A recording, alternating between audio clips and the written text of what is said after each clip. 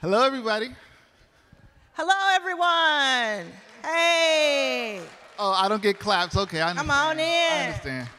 Just flew in from California to see you by way of DC. I'm DC. Yeah, DMV. So, for all of you who don't know why you're here or stumbled in here, this is Arlan Hamilton, author, venture capitalist, entrepreneur, author extraordinaire. Did I forget anything? A few things, but we'll get into it. Well, thank you for being here with us. This session is going to be a conversation about all things Ireland, and it's about damn time. Thank you. And about all things you all, not just about me. That's what's going to make it exciting. It's definitely going to be an exciting talk. So, for those of you who may not know who Arlan Hamilton is, let me let you tell the crowd a little bit about yourself, specifically what it is you do now or how you would classify your title or job role. Well, the quick version, if you're not familiar at all, is that 7 years ago, I was 3 years into this quest to raise capital and other resources for underrepresented, underestimated founders. And I was also homeless and had just run out of food stamps. So people like to say both, but I would run out. And today, I have Backstage Capital for the past 7 years. We just celebrated 7 years in September. We have invested now in more than 200 companies led by underrepresented, underestimated founders. Thank you. And they span the country and a few outside of the country. And on top of that, done a few other things to expand on that, but that's the major gist of why people like to hear my story. Yeah. Because you're the money woman. Yeah, money maker, yeah. Well, I've raised more than $20 million. And I think the more important thing that I like to make sure people understand is that I've generated millions of dollars, because both are difficult to do, but I'm not here to try to get everybody to go out and raise a fund or go out and raise capital. I think that raising is for some companies and some people and some fund managers, and then bootstrapping or just generating capital is for others. And that generating capital is what's really important, whether it be through your job, because I say your job is your first investor, or other means, your customers, is what's going to be so important going into the next 12 months as we look down the barrel of recession. So before I jump into my VC questions, because I have a few, let's talk about a little bit of history. Okay. And how specifically you started. Everybody, well, not everybody, but a lot of people know your origins from being homeless to starting a business. But give us a little bit of context. When did you start? What was the impetus for starting Backstage? And for the folks who don't know your full story. Absolutely. So I'll turn 42 this Sunday. Yeah. It's a great age. 41 has been wonderful. I can't wait to get to 42. And by the way, I'm a big fan of aging, because that means I'm still here. So every year you're going to see me celebrate. But at 30 or so is when I started looking in and learning more about Silicon Valley. And at 30, I had finally, after a 17-year quest, I'd finally gotten myself into a position where I was living a different dream. I was living a dream of being on the road with musicians professionally. So at 13, I saw Janet Jackson perform. In the book that I have, I'm going to show it, I talk about how I went from my mom not being able to afford any tickets to me being in the front row to watch Janet that night at 13 years old, and how it changed my life. And a lot of things happened that night, but one of the things that happened was I knew that I wanted to work in live music. I wanted to go on this circus, whatever this was, this feeling. And I did that in an indie way, kind of comically, and you'll see that in the book. But at 30 is when I started doing that professionally. And so I was on the road with people like CeeLo Green, Jason Derulo, Tony Braxton. That was my favorite. I have never said that before, but that was my favorite.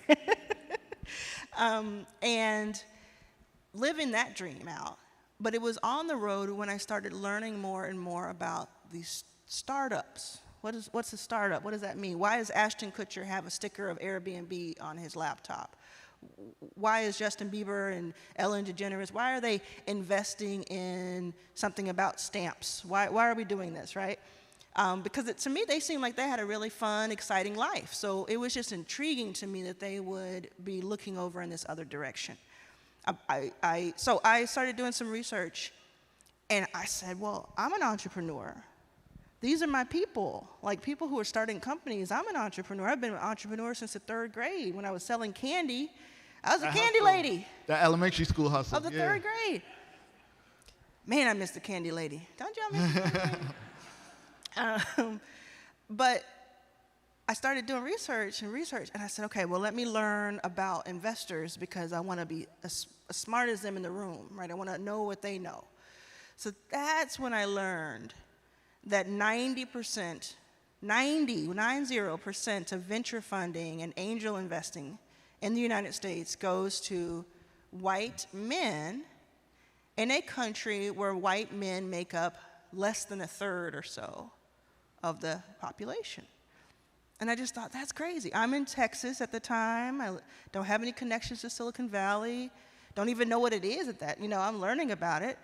I'm also a gay black woman who grew up in the South and is poor.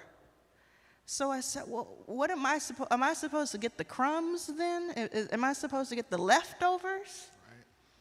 I knew I was brilliant, and I knew every black woman I knew was brilliant.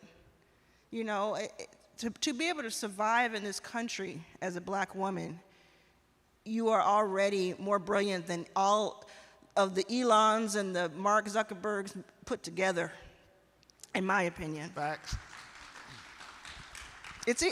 By the way, I think it's easy to be a genius. And I don't know if Tesla is one of your sponsors, but not yet.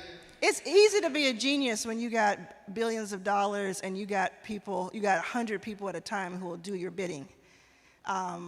So no direct shade to Elon, but let's redefine how we throw around the word genius and who we throw it at, because we live among them, and it's not just the people of a certain pedigree, as it were. So I was looking at that, and I was kind of comparing, and I'm like, okay, the Airbnb guys, who I think are great, actually, they're being lauded as these geniuses, the word was being used, because they made some cereal boxes with Obama and McCain on it and sold it. I said, that's a side hustle. That's what we do all day. I said, if that is what is considered mind-blowing innovation in Silicon Valley, wait till they get a load of me. Right. And my friends. So it was then where I said, instead of starting my own company, which I wanted to start a dating site that started with women for women, because that was the lane that I was in online. And I said, instead of doing that, which I think I could raise, because I had that will, I said, what if I could start a fund? If 90% goes to white men, what if I could start a fund where 90% went to not white men? And I could be the first phone call that every black founder in America made.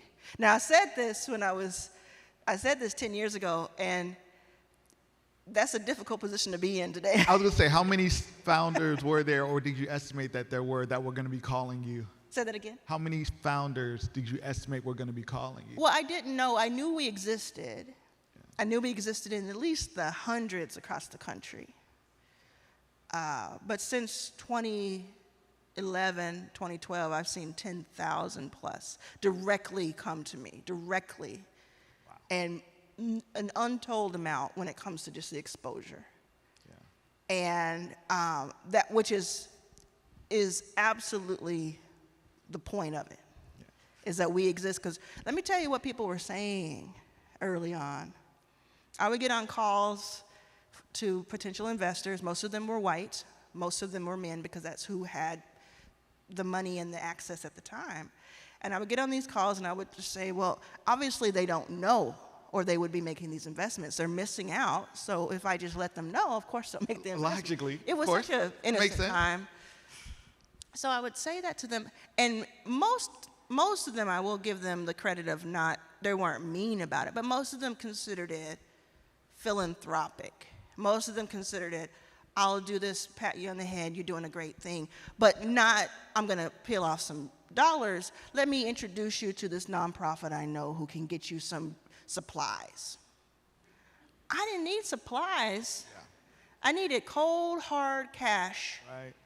To invest in other founders who were doing big things, just like the people in Silicon Valley who I knew, who came from MIT, Stanford, et cetera, who were getting $750,000 to experiment, to give it a try for the third or fourth time, right? How many people know a black woman founder off the top of their head who's been given 3 chances to fail? How many people know a black woman who's been given 3 chances to fail at work? Right. But I can tell you a laundry list of white men who have. And by the way, when I'm having these conversations, I'm having them with white men too, and they're nodding along too, and they're like, oh, you know, it's like when we were talking about police pulling people over, some of our allies would start tweeting and say, you know, one time I had cocaine in my car, and I was pulled over, and they knew, but I was let off. They were like giving us the receipts to say, that's not how it happens for me. So this is the same thing. I was getting, like, some of my friends that were guys were like, really? You can't even get into the room? I get into the room. I say crazy stuff when I get there, so I don't get the money. But I get into the room. And so it was a combination. But let me tell you what some people were saying. They were saying philanthropic or bless your heart, because I was in the South. Bless your heart. We all know that means F you. And then people were saying, then it was getting worse. And I will include white women in this, and I will include others, right? It's not just one group to pick on. It was others, and sometimes it'd be your own, okay? But what I was getting was, I don't want to invest in your fund, because how are you going to find enough black founders that are viable to invest in? How are you going to find enough women? Because I invest in women across the board, people of color across the board, cross genders, and LGBTQ, which is almost the whole country, 70% of the country. And so they would say, how are you going to find enough women starting viable, and whatever that meant to them, companies? And at first I was very like, I'm doing this for other people. I'm going to button it up. I'm not going to say anything and bite my tongue. And then after it happened a few times, I would just stop the conversation and be on the phone usually. I'd be like, have you ever left your house? Have you ever looked around? You go outside right now, tell me who's on the street. Tell me who's walking past you. And you're going to tell me that there are more of us combined, but we're going to have fewer good ideas and good execution? What kind of nonsense is that? And that went from that, and then it was just like, you know, I became Hulk over time. They got She-Hulk and Hulk, I'm Black Hulk. I'm just, I was just hulking out because it just got worse and worse. But that fueled the fire. Well, that word viable was doing a lot of work. So when you look at evaluating startups and the companies that you potentially invest in, what are some of the qualities? How does somebody go from ideation, MVP, to getting your attention to make it onto your portfolio? Let me tell you, I mean, I have now invested in more than 200 companies with the help of different team members at Backstage Capital over the years. So we have invested in more than 200 companies. And when you only invest in 2% of what you see, which is what we do, so we've seen 10,000 plus. I have to tell you that, if I'm being honest with you, usually when you start pitching me your company, my eyes glaze over, because it is this overexposure. So if, honestly, and again, this is something I haven't said, but honestly, if you can break through that with something so compelling, and so usually that doesn't mean incrementally compelling from the last thing, the last attempt, but something so compelling. And I do not mean, this is a mistake some people make, where they're like, we're the next Facebook, YouTube, and Twitter all mixed into one, and Tesla somehow. Okay? Yeah, we drive by and yell at you words. So it's not just something that is so bold and like, you're never gonna believe what we're able to do. I mean, like, we have 1,000 people on our mailing list who have given us their card information because they want this so much. We raised $100,000 on Kickstarter or on Republic or WeFunder prototype, or we did it past prototype, or we've been doing this for 3 years. And yes, someone with more resources might have gotten much further, but we have people, all we're looking for are the resources. We have the audience. They've shown us they want it. And I don't mean a guess or a hope or your buddies like it. I mean that they're pounding down the door, and I would be a fool not to look. But please don't call me a fool. People have done that. You would be crazy. You'd be dumb. Don't do that either, because that's passive aggressive. But that's one thing. And another way of saying it is, and I have said this before, is at this age and working on Backstage for now more than 10 years and being burnt out and being not just an operator, but kind of, I represent something to a lot of people. If you can tell me succinctly how you're doing something that it would take me a decade or more to figure out on my own, and that it's impacting a lot of people, that to me gets front row, head of the line, because that means I can live through you. If I can back you and catalyze your work, then I can live vicariously through you.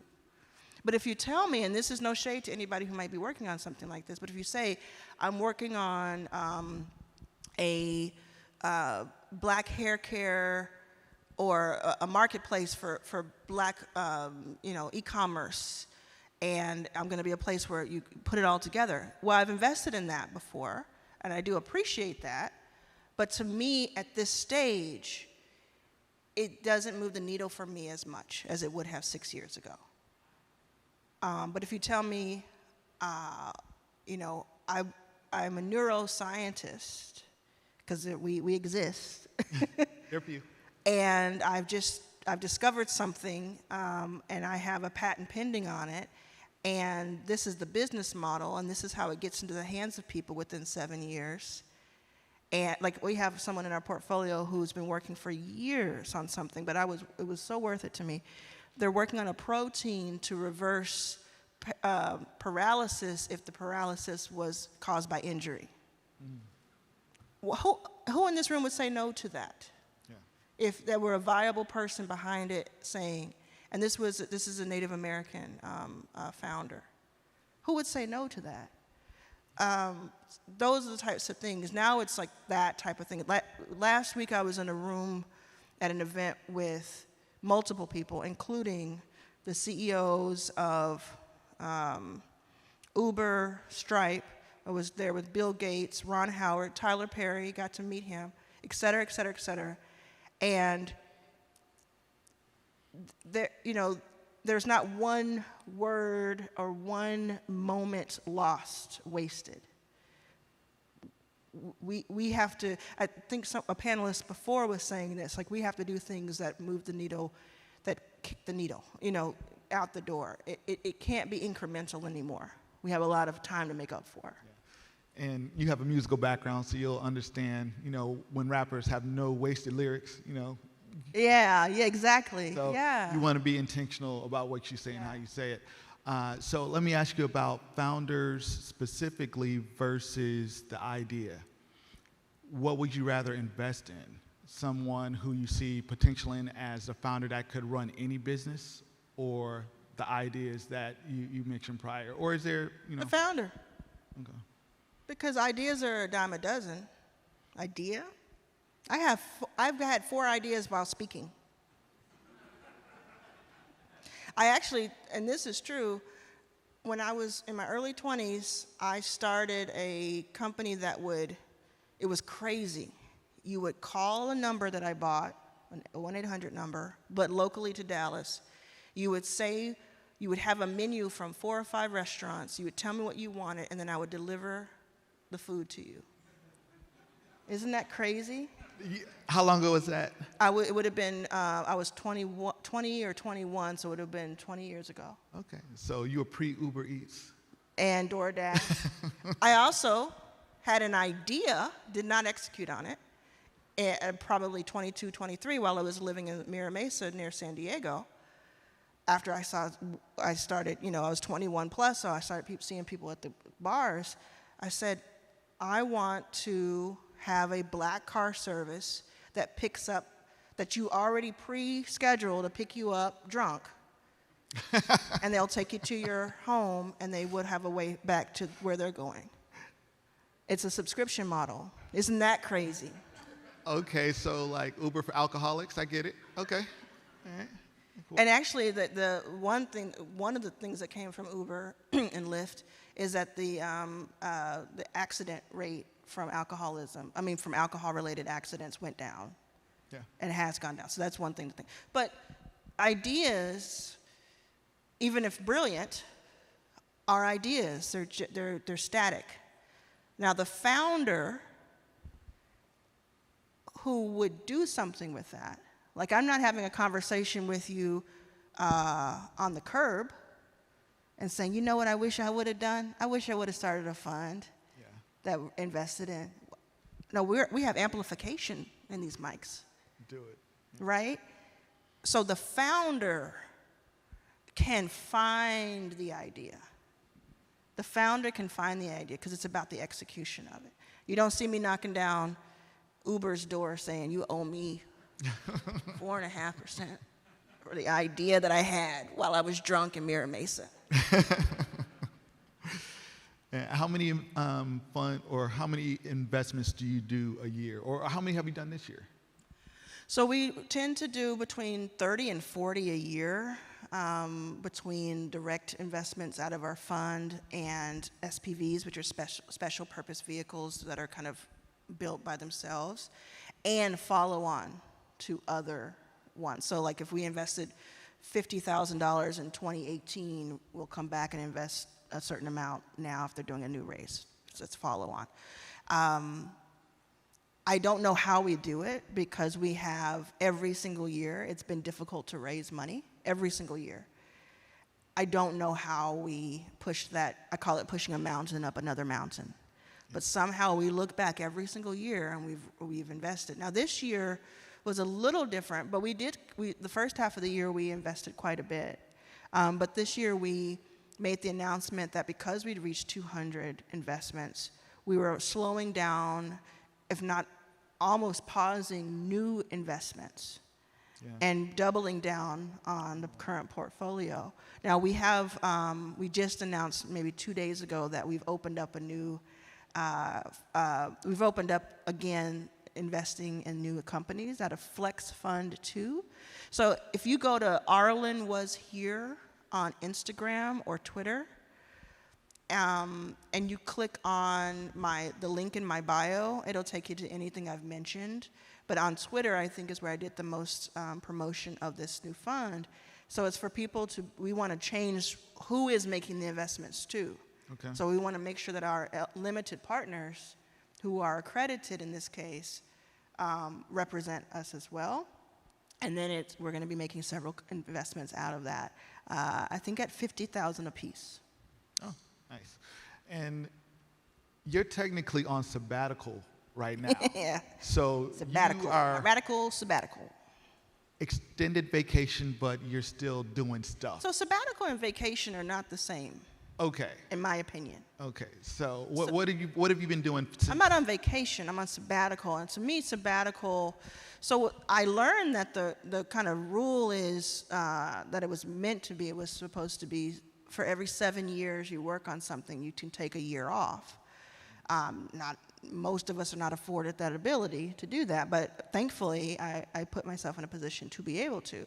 And so I had been burnt out since 2019. I mean, when I say burnout, I don't mean it like in the kind of just passing way. I mean medically, going to the hospital, having emergency situations, mentally just gone. I can't stress enough how much pressure is put on me, and I'm not going to keep going with that because I'm not anybody's victim, but there's a lot of pressure, and I like to say it out loud because I know people are going through things. So since 2019, I've been trying to take a break, a vacation, give me a month off, give me 3 months, let me make that happen. But things kept happening, we just kept getting into situations where we were facing layoffs, or we had layoffs, and how dare I go away, or to me saying that. And then 2020 happened, and I had to find a new gear in 2020. I thought I had made an announcement to my team at Backstage at the time, and I said, I'm gonna be on vacation. I'm stepping back a little bit. I'm going to be in robes all the time, listening to Bob Marley constantly. And I had this vision in my mind of that's what I'm going to be doing for the rest of my days here. And then a little thing called COVID happened. And then more and more and more happened. And I got into the stance of like, okay, I'm going to put that off for a while. So now when we celebrated our 7th year in September, and so much has happened in the last 2.5 years, good, bad, and other. I said, it was over a weekend. I didn't tell anybody. I didn't prepare for it for a year like most people do. I just put my away message on. And I said, the same away message that you see when you email me, you can all do this if you want. You can test it. Type my first name, Arlan, which you can see the spelling of on your program, at backstagecapital.com. Type in the word test. It'll automate back to you. And it'll, use it as a template if you have to one day. But you were saying backstage that it didn't look like a sabbatical because I'm here, first of all, and you'll see this, when you see this email, you'll see this list of things that I'm speaking at. But a sabbatical is not a vacation, in my opinion. A sabbatical is a respite. A sabbatical is a time for me and for others to have a reset. And what I'm doing is leaning into the things I love doing. So I'm going to every concert I can. I've seen Pink twice in the last month. She's getting tired of me, singing along to every lyric because I love Pink's music.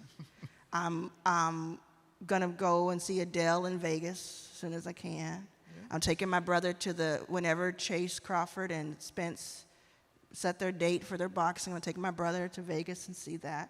I'm just going to act like an older rich white man. I can respect it.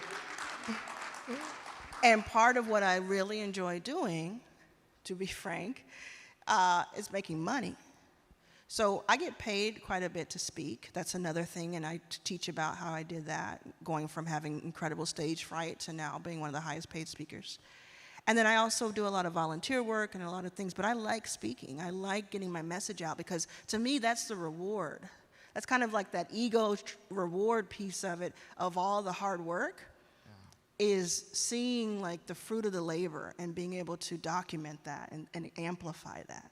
So you'll see, I'm on sabbatical, but here are the 10 places I'm speaking in the next 3 months. And so it's a little funny to people, but I say, if you're thinking about going on a sabbatical, if you're at that place in your life where you can, you should, you want to, here's my way, by the way, this is how I decide if I'm going to do something. Do I want to do it? Can I do it? And does it hurt anybody else? And if I say I want to do it, I can do it, and it doesn't hurt anybody else, I'm doing it. I don't care if anybody thinks. Okay. So you can take that as well. But if you want to think about a sabbatical, I would start with making a list of the things that you love waking up to do.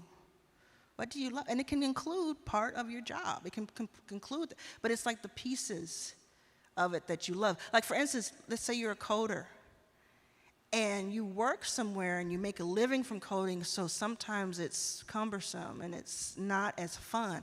But maybe you say, I'm going to go on a sabbatical one day or next year, or you put a date to it. And what I'm going to do is I'm going to work on my own project. And I'm going to code something for fun. It's not going to have an agenda.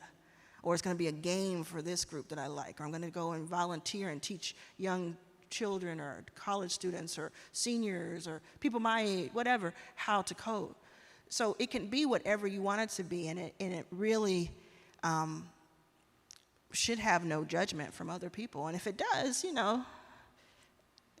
bless their hearts. Yeah, work definitely hits different when you actually are the boss and don't have anybody telling you what. Yeah, it's very different. It's not easy to, like, I'm up here talking about sabbatical, and I kind of joke that I'm going to be doing it as like a, older, rich white man. But there are people here who, like, they have children. They're like, sabbatical? Who are you? Sabbatical is what I'm naming my next child. That's not what I'm going to be able to do. So I get it, but I think there's steps to it.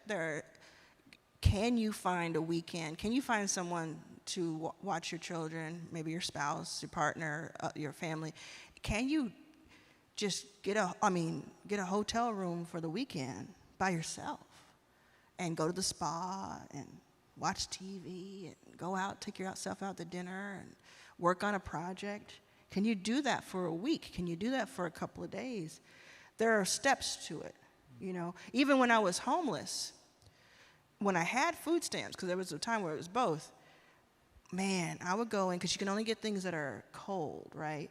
Or, that are not cooked prior. So I would go in and I would get sushi, which would probably accounts for a lot of my stomach issues back then. But I would get sushi from the grocery store and a cupcake. And sometimes I get the shrimp that has the cocktail sauce in the middle. It's like $14. And I was getting it with food stamps. I did not care. I did not care if anybody had a problem with it, because I would be up there with my shrimp and my food stamp card, because I'm going to treat myself. I'm going to take care of myself, because I got myself here. I got myself to a point where, yes, I have food stamps, but in order to get food stamps and to get unemployment, you poured into that, right? You contributed to that. So don't let anybody tell you that is, taking from somebody. Mm-hmm. Absolutely. And we have about 15 minutes, so I want to leave some time for some Q&A. Do we have someone who can pass the mic? Well, first of all, do we have any questions? Okay, there are. Okay, great. I assume that we would. And feel free to ask me anything. I'm an open book. Yeah. You can talk about Janet Jackson, too, if you want to. All right. I now own do have a microphone. All right. I now own her 1956 Chevrolet Cameo prize truck. Oh, yeah, I forgot to ask you about the Janet truck. Maybe somebody else will. Hello. Hey. I am just in awe. Thank you. An appreciator of your work. My colleagues here have heard me just geeking out, so I'm just excited to be in your presence. Thank you. What's your name? Alexandra. Nice to meet you. Thank you. I work with a nonprofit, Co-op Careers. We're helping the BIPOC community break into tech. Recent college grads, so I'm just really excited to be here. And Dennis, thank you for this opportunity by inviting us. But anyway, back to the question. Recently, you posted that most people ask for mentorship without research, without actually understanding what that means. So as I do my work and I work with younger folks, I wonder, how do we approach that conversation where mentorship is a gift and not necessarily like it's a privilege? A given, yeah, not a given. It's a gift, not a given. First of all, give it a tagline, something easy to remember like that. Okay. That's one thing. Another thing is, I used to say personally, I don't need a coach. I don't need a coach. And then I saw Serena Williams talking to her coach. I said, if Serena Williams can have a coach, we can all have a coach. So if you compare it to something like that, also that might give a visual. And then I do a little bit of tough love, and I do a lot of tough love if we're talking about straight up adults, and I'll give this tough love to us, nobody's coming to save us. Nobody's coming to save you. Nobody's coming to save me. And it's when I fall into that little bit of kind of false idea that something is just going to come and fix and save the day, that's when I kind of lose the edge. But if I think no one's going to come and save us, oh, well, let me get innovative. And so if you let people know that it's really about them, that's why I say don't come to me without research. Just don't. Not when Google and Yahoo exist, don't do it. Right. But it's not to be mean. It's to say, what if I'm not here to save you? What if I'm not here to be the answer, to give you the answers that you need? Do you know how to grab those answers yourself? Because I promise you, nobody came up to me and said, Arlan, this is how you get in touch with Mark Andreessen, this is how you get in touch with Chris Sacca, this is how you raise $20 million, and nobody. And so I think it's a gift to teach someone that. So I think it's just, a combination of setting the stage for them without scaring them to death. to death. I also say, and thank you very much. I just wanted to be greedy and ask one more question. Okay, I got you. You can put your hand down. I will come to you. Yes. How do you pick yourself up after you fall? After you fail, after someone tells you no? Well, I get told no all the time, every single day, to this day. So one thing is to know that there is no magic. It's this person here with the black shirt is next. This person here is next. Yeah. One thing to understand is that there's no magic time where it just gets easier and better, and it's just over. Now, having said that, people used to say to me, money can't buy happiness. Let me tell you, it can rent you some happiness. Okay? I used to say, well, okay, let me find out for myself.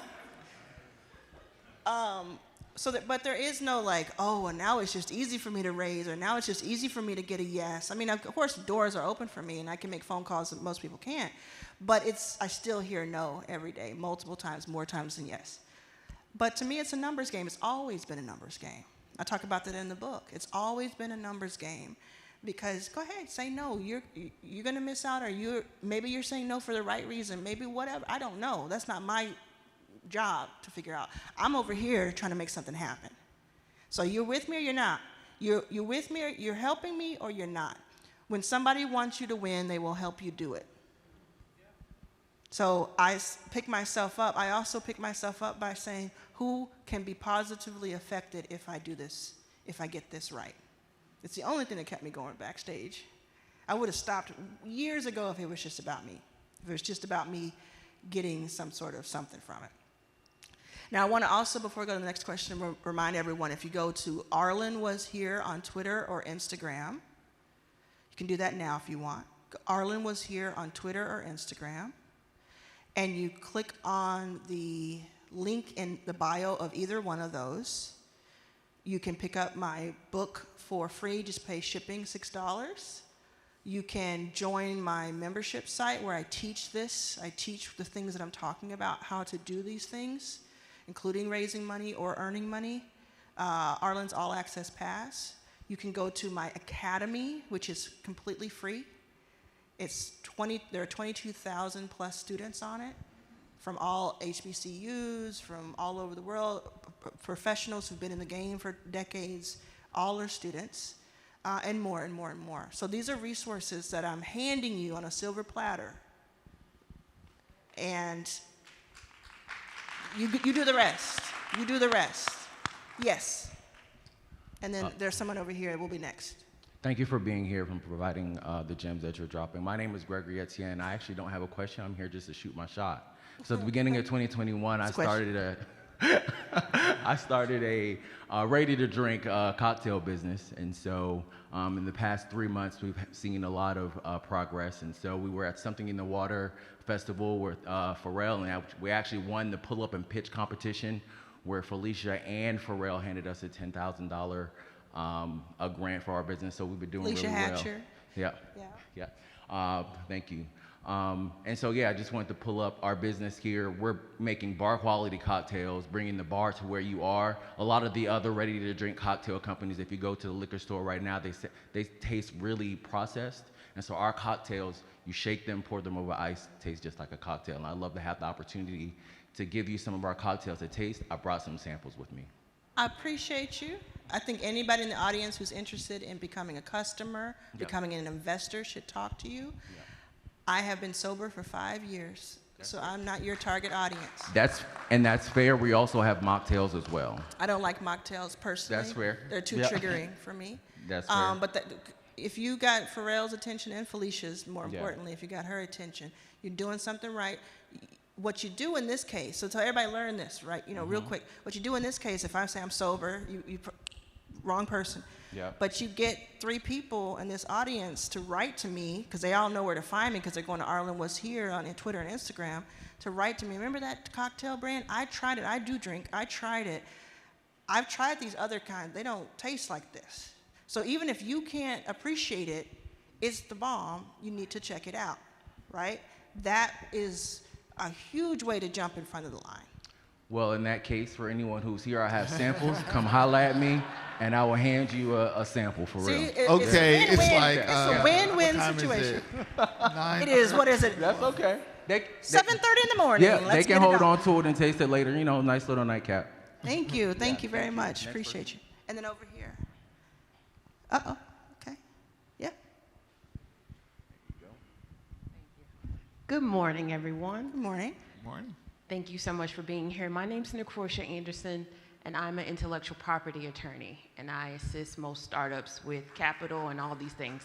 Intellectual property attorneys, especially black ones, make up less than 2%. Black attorneys make up less than 5% in America. So when you think my startup and getting help and things and coming to community spaces like this, also seek out black attorneys, because oftentimes we can speak in rooms for you and understand where you're coming from a perspective when it comes to seeking out capital from these spaces. But I just wanted to make a comment to you that you talked about how you had these ideas and they kind of were planted in cement versus fertile soil.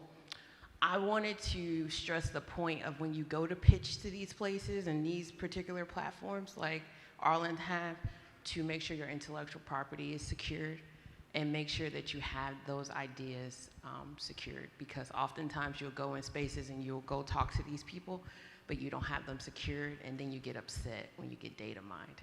So it's so important, sort of like we all watch Shark Tank and stuff, and the first thing they say is, what type of intellectual property do you have secured? So that's just something else I just wanted to add to the conversation, so thank you. Okay. Thank you. Anyone else? Yes. Oh, there's 2 here. Well, you're closer. Let's do this, and then we'll go over here. Make sure that this is the next person. Oh, I thought it was someone here with the, you're fine? Okay. Okay. Thank you. Hi, my name is Obiama. Thank you, Hey. guys. Good points. I had a question for you. And it's more on the personal side of things, right? Not necessarily on the venture capital side. I feel like you're someone, just by observation, that exists very comfortably in herself. Like, you don't augment yourself to environments, circumstances, or people. And that's a very interesting place to be, being that you work, I'm assuming, primarily around white men, right? Which is one of those places that oftentimes cause black individuals to augment or change themselves. We talk about code switching, all of that. How did you get to the point where you said, you know what, this is Arlan, this is who I'm presenting, this person is not changing regardless of situation or circumstance or individual? Have you always been that way? And if you haven't always been that way, what was the journey to becoming that person? I've always been that way, and I was faced with the decision to change. And anytime I've strayed from being myself, there's been a problem. So in the book, I say, be yourself so the people looking for you can find you. Now, I would dare to guess that if I had played things differently the last 7 years, you know, not cussed out Peter Thiel and Elon online, not cussed out Y Combinator and NIM, I would dare to guess I would have at least $100 million raised, at least. And I think about that all the time because that's money that could go to founders. But I would be a puppet. I would be completely in the pocket of these people.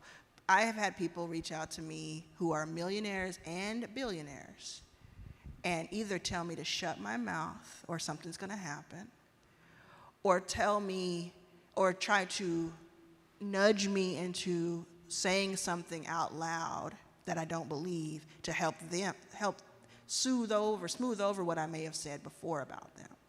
And if I had done that even once, I couldn't look myself in the mirror, let alone expect the founders to think of me with any integrity, right?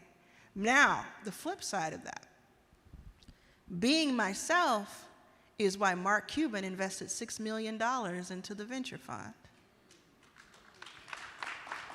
Because I asked him afterward, and I know before too, because I actually teach a course on this, which is available on Arlan's Academy for free. I asked him afterwards, why did you invest $6 million into Arlan Was Here Ventures when I know that you don't like to invest in funds, you like to invest directly into companies? Without skipping a beat, you can hear it on my podcast, Your First Million is my podcast. He said, you're in rooms I'll never even know about. So that's about remaining true to yourself, because what if I had become this cookie cutter, mainstream, let me say yes, sir? Because that's what so many people do, and so many people expected me to do for them. No, I will call you out. I will be comfortable. I'm comfortable in my own skin because I love myself. I'm proud of myself. And I think that the biggest takeaway, though, and I mean this with all sincerity, is that I believe in all of us. I care about all of us, and I think that we all belong in the room. The reason I think I belong in every room is not because I'm narcissistic. It's because I believe we all belong in every room. So therefore, I belong in the room, too. So I will go toe-to-toe with these guys, millionaires, billionaires. I don't know why they have the time to worry about me, but they do. And I'll go toe-to-toe with them and without fail, because I'm representing so many other people. So I think I got here. Anything that you like about me, I got here because I stayed true to myself. Thank you. And then I think we had one last question. Yeah, one more. Are we doing so we're doing a meet and greet, right? If you would like to. What's the name of the Acapulco. The Acapulco Acapulco room. So Acapulco is out to the left, around the corner. And that's happening right after this. And we'll do pictures if you want. If you do a picture, please don't do any flash, but we'll say hi. And actually, I won't take any pitches.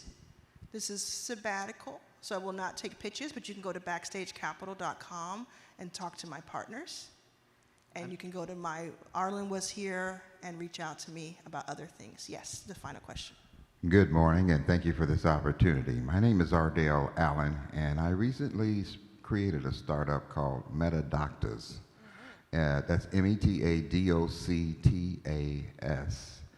And the express purpose is to create a platform that we can finally obliterate the health disparities that exist in our underserved communities and have a trusted band of doctors that we can reach in the metaverse as it continues to evolve, and have it whether it's equally accessible to anyone, anywhere, at any time.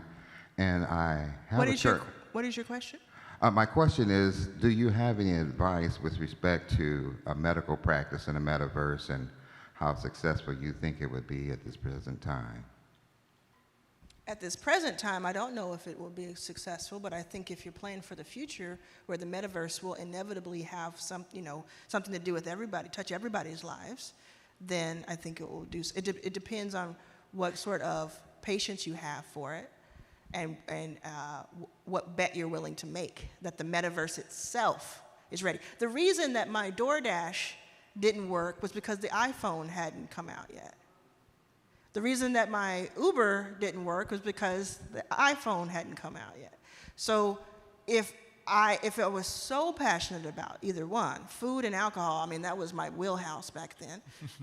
But if I was so passionate about it and stayed the course then, and thought maybe there's something on the horizon, then absolutely. And of course, there's going to be, if you believe that the metaverse is going to touch the lives of every human being on Earth in X number of years, then of course, medical equality has to have a place there. It's just what you're willing to risk, what bet you're willing to make. Today, most people are not going to understand or be in the future with you.